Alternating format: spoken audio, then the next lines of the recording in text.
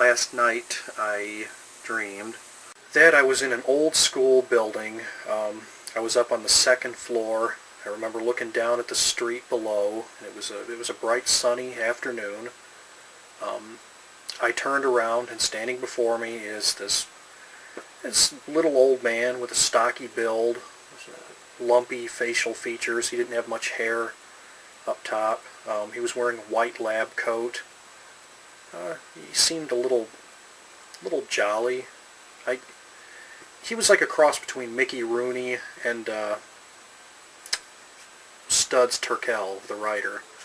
Yeah, I guess that's how he looked. But anyways, he started talking about this robot that he developed, and he took a few steps to his left, and then there, beside him, was something with a large sheet over it. He removed the sheet, and he had beside him just the creepiest looking robot I'd ever seen.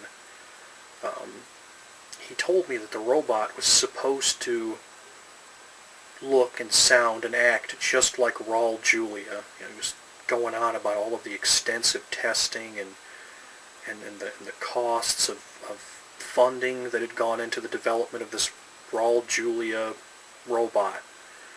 And this thing just looked really, really eerie. I mean, it was very thin. I mean, it was just rail thin. But it was very undefined. There weren't very many age marks on what was supposed to be the skin, the exterior of this Raul Julia contraption, and so it kind of looked like a very, very young Raul Julia, but it was as thin as he had gotten around the time he played Bison in Street Fighter. I mean, when he was on the verge of death. And the other thing about this too is that the exterior, what was supposed to be the skin of this Raul Julia robot, it was hanging very loosely. I mean, the face looked like a Halloween mask. And after talking for a few moments about the development of this Raul Julia robot, the little old man flipped a switch on the back of the robot, and it started talking, and it was delivering lines that Raul Julia had spoken in the film The Rookie with Clint Eastwood. Raul Julia is the bad guy in that, and the robot was talking about a pig cop not having any taste in beer. Raul Julia played a German guy in that film, and he was fond of beer. And at one point in the film, Clint Eastwood, mocked his character's preference for German beer. And anyways, the machine sounded just like Raul Julia.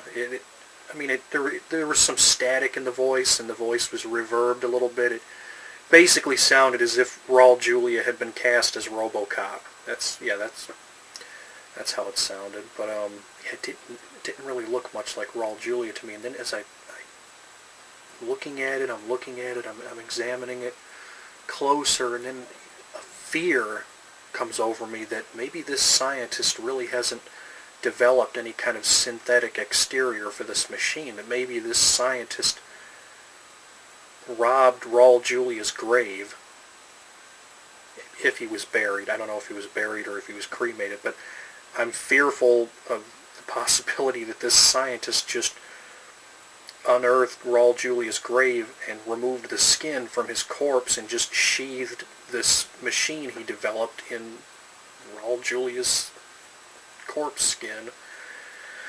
So I don't know how to even approach this topic. I just say to the guy, I want to find out more about the possibility of manufacturing and distributing this machine of his, because if indeed I'm looking at just preserved dead skin blanketing this thing, well, he's not going to be able to mass produce that. That's one of a kind. That's Raul Julia's genetics. So I say to the scientist, well, I mean, can something like this actually be mass-produced? The scientist, I guess I was wrong. The scientist says, oh, certainly, yeah. I mean, we'll just be able to roll so many of them off the assembly line per day, and trust me, they're really going to be in demand. And then he gives me 3 of the weirdest possible uses I think anybody could conceive of for a Raul Julia look-alike robot. He says, well, first and foremost, they can be used to greet patrons of wax museums at the entrance. We could put him behind a desk, and he could speak to customers at wax museums and tell them which exhibits they should go to. And then he says, also, if there are any filmmakers who wish they could have actually cast Raul Julia in a particular role, they can go ahead and use this robot for that particular role. And finally, they're going to be very popular as babysitters. And when he said that, I thought, oh my God, this thing it's really giving me the heebie-jeebies. The kids would be terrified if they were left in a house alone with this thing while their parents go out and do whatever. Oh man. Ugh. So I look at this thing move and talk for a little while, and at a certain point I noticed something that was printed on the scientist's t-shirt. He didn't have his lab coat buttoned up all the way, and I made a remark about his t-shirt, and then he kind of smiled. Well, he did. He smiled, and then he opened his lab coat to reveal something on this t-shirt. And I remember being very impressed by whatever this t-shirt said, or I was impressed by the design printed on it. There was something about a tremendous coincidence, like, oh man, you're into this too, but I can't for the life of me remember what his t-shirt said, or just what design was printed on it. But I was just blown away, and it was like, oh man, when he opened up his lab coat, I was just, I was thrilled, but I can't remember what was on that t-shirt. And then I woke up shortly after that.